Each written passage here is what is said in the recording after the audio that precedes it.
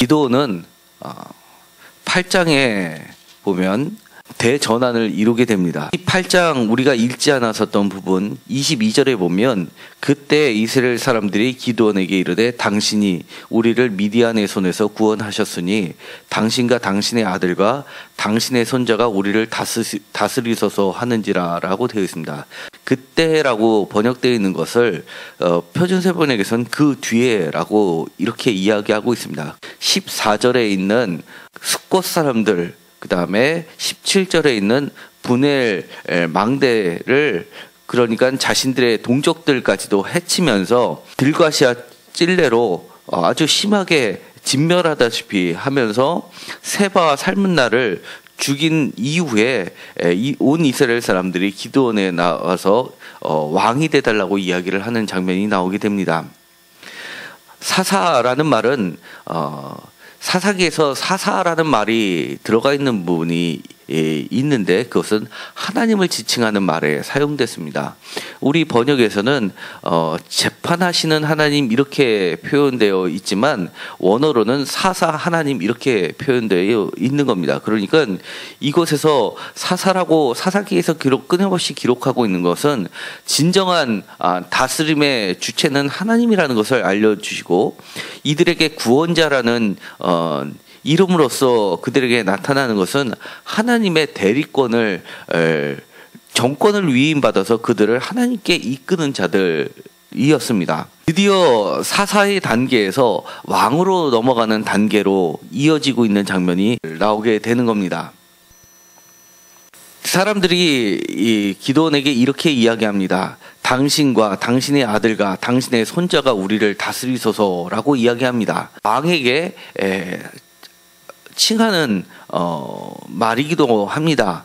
그런데 이 말보다도 더 중요한 말은 바로 그 앞에 있었던 당신이 우리를 미디안의 손에서 구원하셨으니라는 고백입니다. 그러니까 이스라엘 사람들의 눈에 비치기에는 마지막에 기드온이 8장에 있어서 벌였던 전쟁, 7장 마지막에는 오렉과 스웨의 머리를 요단강 건너편에서 기드온에게 가져옴으로써 끝나는 전쟁이었는데도 불구하고 추가적으로 더 벌였던 전쟁, 지친 군사들을 데리고서도 끝까지 요단강을 건너서 4절에 보면 요단강에 이르고 건너고 비록 피곤하나 추격하며 라고 되어 있는 이 4장부터 이어지는 추가적인 전쟁을 보고 나서 그들이 고백한 이야기인 겁니다. 그곳에서 세바와 살문나를 잡았고 세바와 살문나를 두려워서 기드온에게 떡 주는 것을 협조하지 않으면서 버틴겼던 숫곳 사람들 그리고 분해엘 사람들을 철저히 부숴버리는, 그렇게 하면서 완전히 형제를 원수를 갚듯이 그렇게 갚아버리는 그 잔혹함을 보고 나서 그들이 느낀 것은 이것은 야훼의 전쟁이라고 할 수가 없었던 겁니다. 한마디로 하나님의 전쟁이라고 하기에는 이것은 외부적인 적과의 싸움이 아니라 형제지간의 싸움이었기 때문에 이것은 철저하게 기본의 전쟁이었던 겁니다. 그리고 나선 그들에게 있어서는 세바와 살문나가 자신들을 다스리든 아니면 기본이 다스리든 별 차이가 없었기 때문에 이렇게 당신과 당신의 아들과 당신의 손자가 우리를 다스리소서라고 이야기하는 상황까지 가게 된 겁니다. 그러자 기드온은 23절에 이렇게 이야기합니다. 여호와께서 너희를 다스리리라 라고 하면서 나는 다스리기 왕이 될 수 없다 라고 이야기를 합니다. 그러면서도 실제로 그가 취하는 행동들을 보면 왕에 버금가는 행동들을 취하게 합니다. 먼저 21절에 보면 세바와 살문나를 죽이고 나서 낙타목에 있었던 초승달 장식을 떼어냅니다. 낙타는 그 당시에 말과 같은 아주 중요한 기병에 속했던 것이고 그 목에 달려 있었던 것은 우상을 상징하는 장식품들이었습니다. 매우 값진 것이었기 때문에 낙타가 있기 때문에 매우 값진 것을 달았을 테고요. 그들의 초승달을 달면서 하나의 그 전쟁의 신처럼 여겼던 물건을 탐을 내서 가져왔던 겁니다. 그리고 나서는 그것뿐만 아니라 다른 사람에게도조차 너희들이 탈취한 물건들도 내게 갖고 오라는 겁니다. 그것을 해서 상당한 부를 축적을 하게 됩니다. 금귀고를 받아들였는데 그것이 무게가 26절에 보면 금귀고리의 무게가 금 1700세겔이요라고 되어 있습니다. 그뿐만 아니라 여러 가지 초승달 장식들, 폐물, 그다음에 자색 의복, 그다음에 낙타목에 둘렀던 사슬들, 이런 것들을 다 긁어 모으니까 이거는 사사기 전체에서 이 정도로 많은 노량물을 획득한 것이 없었던데 오직 기브온한테만 집중되는 것을 보고 있습니다.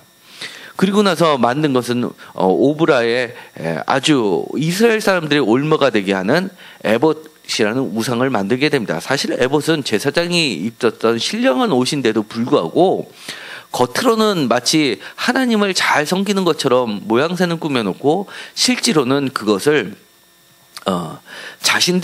자신의 권력을 유지하는 도구로 삼았던 겁니다. 에봇을 보면 마치 하나님이 항상 내 옆에 있는 것처럼 느끼게끔 만들었다는 겁니다. 하나님을 마치 사로잡은 볼모를 잡듯이 그렇게 잡아놓고 하나님이 여기 있고 하나님이 내 옆에 있으니까 너희들이 감히 어디를 가겠냐라고 하는 것처럼 기드온은 왕의 행세를 했었던 겁니다. 그런데 하나님께서는 그에게 이렇게 대접을 하십니다. 요아스의 아들 여룹바알이 죽고 나서는 33절에 보면은 기드온이 이미 죽음에 이스라엘 자손이 돌아서서 바알들을 따라가 음행하였으며 라고 이야기를 합니다. 그 다음에 나오는 이야기가 35절에 보면 기드온이 이스라엘에게 베푼 모든 은혜를 따라 그의 집을 후대하지도 아니하였고, 그 다음에 9장에 가면 여룹바알의 아들 아비멜렉의 이름이 나옵니다. 여룹바알의 집안을 대접하지 않은 것뿐만 아니라 그 내부적인 자신의 형제라고 자식들 중에 한 명이 나머지 자식들을 다 죽이는 사태까지 내분이 일어나게 되는 겁니다. 그러면서 아비멜렉이 세겜에 가서 그의 어머니 형제에게 이르러 그들과 그의 외조부의 집에 온 가족에 말하여 이르되 청하노니 너희는 세겜의 모든 사람들의 귀에 말하라.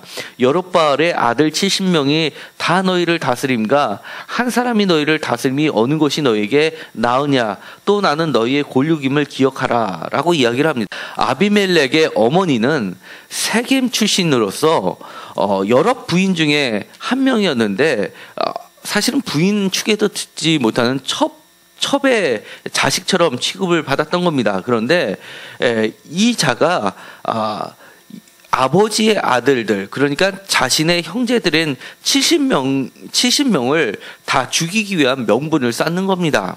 그리고 나선 그 형제들을 다 죽이는데 바알브릿 신전에서 은 70개를 내어주고 정말 불량배들, 포악하기 이를 데 없는 사람들을 고용해서 그들을 통해서 그 70명을 한 바위에서 죽여버리게 됩니다. 마치 이 한 바위에서 외부적인 적을 아버지 기브온이 죽였던 것처럼 이제는 자신의 자식 중에 한 명이 나머지 자식들을 전부 다 죽이는 그런 사태를 벌어지게 합니다. 그럼으로써 사람들이 느끼기에는 이것이 하나님께서 이같이 이 모든 것을 행하셨다라고 느끼게끔 한다는 것입니다. 사사기 9장 56절에 보면 이렇게 되어 있습니다. 아비멜렉이 그의 형제 70명을 죽여 자기 아비에게 행한 악행을 하나님이 이같이 갚으셨고 라고 되어 있습니다. 그러니까 하나님이 기브온을 사사로 세우셨지만 끊임없는 은혜를 주셨음에도 불구하고 마지막 순간까지 그가 끊임없이 하나님을 배역했던 모습을 보고 더 이상 참지 못해서 그 죄악을 자식들에게 갚아주시는 모습을 보게 됩니다. 그럼으로써 사람들은 하나님이 살아계시다라는 것을 느끼게 했다는 겁니다. 그러면서 이 사사기를 거쳐서 드디어 왕의 시대로 가게 되는 겁니다.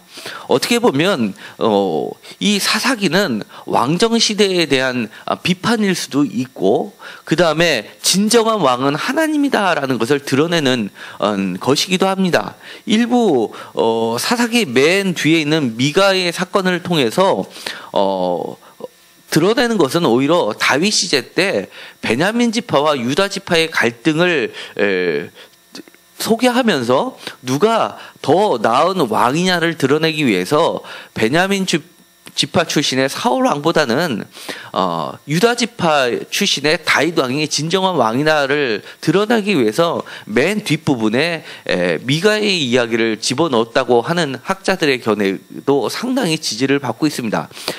그렇게 본다면 왕정을 지지하는 왕적으로 넘어가는 과도기 형태로서 이 사사기를 편집했을 수도 있지만, 그러나 처음부터 끝까지 지배적으로 흐르는 것은 인간 왕이 얼마나 철저하게 하나님과 거리가 멀어질 수밖에 없는지를 보여주는 게 사사기라고 할 수 있습니다.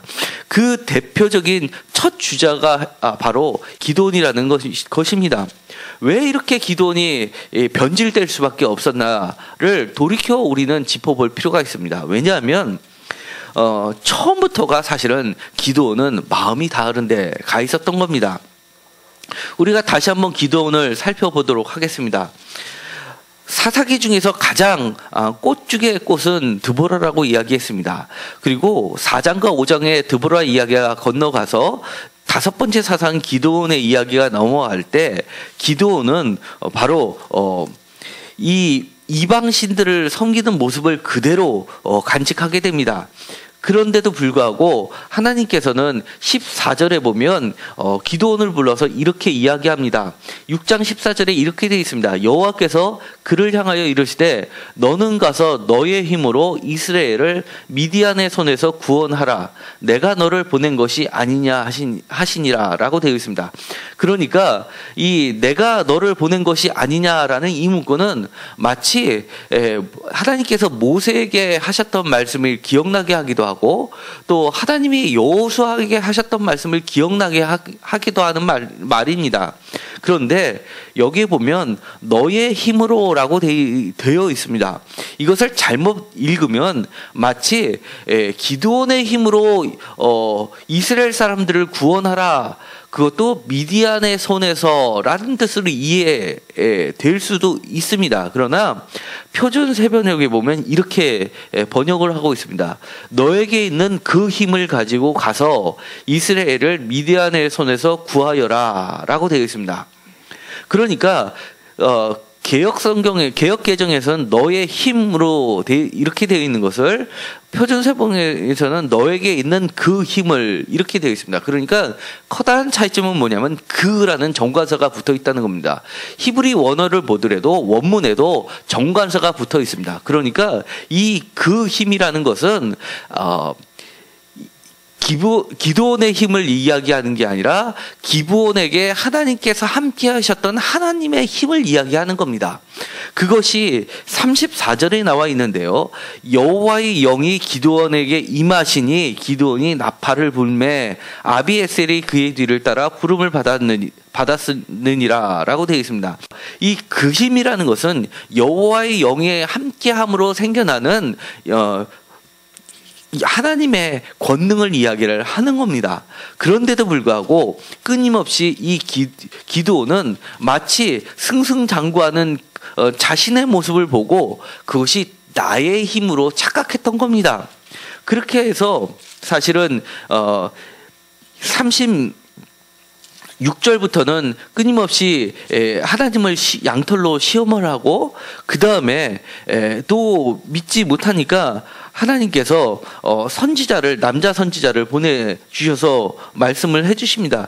그럼에도 불구하고 그가 믿지를 못하니까 드디어는 적지대 가서 어떤 사람이라는 13절에 나오는 어떤 사람이 그의 친구에게 꿈을 말하여 이르되 보라 내가 한 꿈을 꾸었는데 꿈에 보리떡 한 덩어리가 미디안 진영으로 굴러 들어가 한 장막에 이르러 그것을 쳐서 무너뜨려 위쪽으로 엎으니 그 장막이 쓰러지니 그 친구가 대답하여 이르되 이는 다른 것이 아니라 이스라엘 사람 요아스의 아들 기드온의 칼이라. 하나님이 미디안과 그 모든 진영을 그의 손에 넘겨주시느니라 라고 하는 이 말을 듣고 기드온은 확신을 가지고 그 꿈과 해몽하는 말을 듣고 나서야 비로소 19절에 있는 나팔과 항아리와 횃불을 든 전쟁을 하게 되는 겁니다. 기드온은 철저하게 마지막 순간까지도 하나님의 말씀에 대해서는 믿지를 못하고 있다가 다른 사람, 그러니까 이름도 없는 어떤 사람, 환경을 보고 나서 판단을 하는 겁니다. 그에게 있어서는 하나님은 사실은 명분뿐이 없었던 것이고, 실제로는 그가 판단하고 그가 생각하고 그리고 그의 이성적으로 상황을 보고 나서 사람들에 의존해 왔던 것을 보게 됩니다. 그런 태도는 그 8장에서도 마찬가지로 드러나게 되는데, 8장에 보면 가장 그 당시에 힘이 셌었던 에브라임 지파가 기드온에게 와가지고 시비를 걸었을 때 왜 우리를 늦게 부르냐라고 시비를 걸자 기드온이 자기 자신을 낮추면서 에브라임의 끝물포도가 아비에셀의 만물포도보다 낫지 아니하냐라고 하면서 노염을 풀면서 달래면서 보내는 모습을 보게 됩니다. 왜냐하면 그 당시만 해더라도 기드온이 취한 전쟁은 전쟁 같지도 않은 전쟁이었고, 나팔을 불고 횃불을 들고 항아리를 깨는 정도에 불과했고, 오합지졸 300명만 자신 주위에 붙어 있었기 때문에 300명을 가지고 에브라임 지파와 도저히 싸울 수 있는 능력이 안 됐었던 순간이었기 때문에 그가 취할 수 있는 것은 정치력을 발휘해서 그 싸움을 일단 피하고 보자는 쪽에 있었던 겁니다. 그런데 그 이후에 벌어지는 전쟁, 세바와 살문나를 잡고 나서 잔인하게 동족을 학살하고 나니까 그 다음부터는 자신이 뭔가 대단한 사람처럼 보이게 된 겁니다. 그리고 나서는 이제는 확실하게 태도가 바뀌어지는 겁니다. 그 힘이 아니라 내 힘이 됐던 것이고, 하나님의 말씀이 아니라 자기 눈에 비춰지고 자기 마음속에 들어오는 사람들의 소리를 의존하게 됐고, 그리고 자기 앞에 굴복하던 사람들의 말들에 대해서 신뢰를 하기 시작했던 겁니다. 하나님이 우리를 구원하셨다가 아니라 당신이 우리를 미디안에서 구원했다라고 하는 온 이스라엘 사람들의 다가오는 그 소리를 듣고 이제는 기드온의 태도가 완전히 바뀌게 된 겁니다. 그리고 나선 그가 묘실에 들어갈 때의 모습도 왕의 모습을 갖추고 있습니다. 8장 32절에 보면 이렇게 되어 있습니다. 요아스의 아들 기드온이 나이가 많아 죽음에 아비에셀 사람 오브라에 있는 그의 아버지 요아스의 묘실에 장사되었더라 라고 되어 있는데, 이 표현은 열왕기 상하나 사무엘 상하 그리고 역대 상하에 나오는 왕조들의 묘실에 들어갈 때 쓰는 공식 문구입니다. 그것이 왕이 아닌 사람에게 들어간 표현은 바로 이 기드온의 죽음의 묘실에 안치되는 모습에 이 표현을 쓰고 있는 겁니다. 그러니까 얼마나 이 사람이 말은 하나님이 왕이십니다 라고 이야기하면서 실제로는 자신이 모든 왕의 행세를 하는 거고, 하나님은 그저 자신의 위치를 담보해주는 장식품에 불과한 겁니다. 그에게 있어서는 에봇이나 하나님이나 그 다음에 상대편의 낙타목에 있었던 초승달이나 금기걸이나 다를 바가 없었던 겁니다. 이런 기드온의 태도를 통해서 이스라엘의 사사의 역사는 변곡점을 이루게 됩니다. 이 이후로부터 벌어지는 사사의 이야기는 하나같이 도저히 사사라고 이름 부를 수 없는 사사들의 모습들을 그려내고 있습니다. 사사 입다라고 하는 사람은 그야말로 자신의 딸을 태워서 번제로 드리는 이방신을 섬기는, 그노스 신을 섬기는 모습하고 똑같은 모습을 취하게 됩니다. 삼손은 더할 것도 없습니다. 그리고 마지막에 미가의 이야기는, 그거는 정말 그 성경책을 읽는 사람은 도저히 이런 이야기가 어떻게 성경책에 들어올 수가 있나라고 생각할 정도로 자신의 첩을 12동강이를 내서 각 지파에다 보내는 사건까지 벌어지고 있는 것입니다. 정말 이제는 외부와의 싸움이 아니라 동족 간의 싸움으로 번지게 되는 사사들의 이야기가 펼쳐지게 되는 겁니다. 그 가장 중심이 됐었던 것은 출발점은 사실은 아주 작은 데서 출발했던 겁니다. 기도원의 실패는 어떤 것에 대한 실패일까요? 저는 자신 있게 이렇게 이야기합니다. 하나님을 아는 지식에 대한 실패였고 하나님을 믿는 믿음에 대한 실패였다라고 이야기합니다. 하나님에 대한 믿음에 대한 실패는 곧 도덕에 대한 실패이고 인생에 대한 실패이고 역사에 대한 실패임이 드러나게 됩니다. 그 다음부터는 윤리란 것은 찾아볼래야 찾아볼 수가 없는 상황까지 가게 됩니다. 외부적인 적, 그러니까 가나안 사람들에게는 하나님께서 반드시 하라고 하는 헤렘 전쟁, 그러니까 진멸의 전쟁은 전혀 하지도 못했던 존재가 자신의 힘없는 동족한테는 하지 말래도 정말 잔인할 정도로 진멸의 전쟁을 펼치는 그의 모습을 보면 정말 이거는 사사라고 할 수가 없는 모습입니다. 이것은 남의 이야기가 될 수가 없습니다. 만약에 우리도 작은 것에서 하나님에 대한 신앙을 놓쳐버리는 순간 지금 당장은 무엇인가 번성하는 것 같고 무엇인가 나의 지위가 굳건해지는 것 같고 나의 모습이 왕 같아지는 것 같고 그 다음에 40년간의 평화가 온 것 같고 내 자녀들도 70명이나 돼서 번창한 것 같고 그리고 그 중에서 아들이 또 왕이 되고 그 손자까지도 왕으로 삼겠다는 백성들이 널려 있는 것 같지만 사실은 그것이 물거품이라는 것을 오늘의 말씀은 이야기하고 있는 겁니다. 아주 작은 말씀, 내 힘과 하나님이 주신 그 힘의 그 한 글자의 차이 때문에 내 힘과 그 힘을 분간하지도 못하는 그 작은 실수가 정말 커다란 결과를 불러일으킨다는 것을 기억하시고 우리는 정말 하나님을 1.1핵이라도 놓치지 않고 온전하게 따르는 우리들이 되기를 간절히 희망합니다. 그렇게 될 때 우리도 그리고 우리의 자녀들도 그리고 우리의 자녀의 자녀들도 온전히 하나님의 길을 쫓는 자들이 될 것입니다. 여호수아의 일생을 한번 살펴보면 사실은 여호수아는 평생 전쟁만 하다가 한 사람입니다. 여호수아라는 이름은 사실은 신약에 예수라는 이름의 예표가 되고 있습니다. 그러나 그는 평가받기를 정말 모세처럼 또 신약의 예수님처럼 하나님을 온전히 쫓은 인물로 표현되고 있는 겁니다. 내 앞에 비록 편안함은 없을지 모르지만 정말 하나님 앞에 칭찬받고 인정받는 우리 모두가 되었으면 좋겠습니다. 하나님, 우리의 삶 가운데 하나님의 말씀이 살아 움직이게 하여 주옵소서. 우리나라를 사랑하여 주셔서 선교사님이 들어오시기 전에 성경책이 먼저 들어오고 그 성경책이 사람을 바꾸고 인생을 바꾸고 마을을 바꾸고 그리고 대한민국을 바꿔놓고 이제는 전 세계를 바꿔가고 있습니다. 또한 그 과정 중에서는 정말 평신도들이 아무것도 모르지만 직업을 통해서 장사하던 사람들이 의술을 펼치던 사람들이 하나님이 귀하게 여겨주셔서 성경 번역을 하게끔 하셨고 그것이 이렇게 오늘 귀한 유산이 돼서 저희들 손에까지 오게 되었음을 감사하고 정말 놀랐다는 것을 고백할 수밖에 없습니다.